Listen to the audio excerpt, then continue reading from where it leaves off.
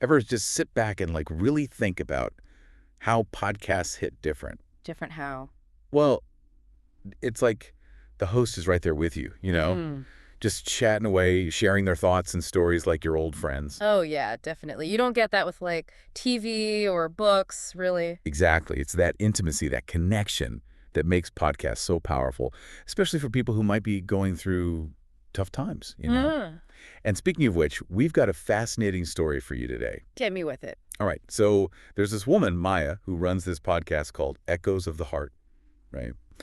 And on it, she shares all these stories of resilience and hope and stuff. Sounds uplifting. Oh, it is. It is. But it's Yeah. more than that. It's like she's creating this space where people can be vulnerable, where empathy just thrives. Ah, so it's therapeutic, too. Exactly. And that's what drew in this one listener, Samir.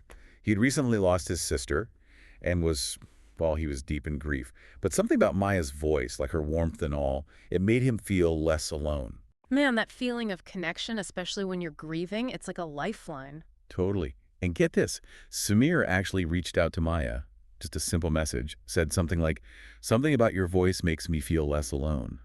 But that was his first step towards healing. Wow.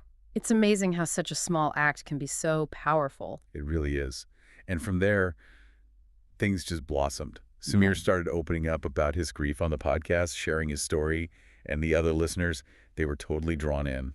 This is where the beauty of online communities shines. It's like the podcast becomes this virtual gathering place, and suddenly you're not alone anymore. You got it. And Samir's vulnerability, it kind of gave others the courage to share their own stories too. It became this supportive space, all thanks to Maya's podcast. And this is what makes me love podcasts, man. These unexpected ripple effects. Oh, and the story doesn't end there. So get this, inspired by Maya's stories and the support he found, Samir, he started writing music. No way. Yes way. He even shared a song he wrote during one of Maya's live podcast sessions. Talk about turning pain into art. That's incredible.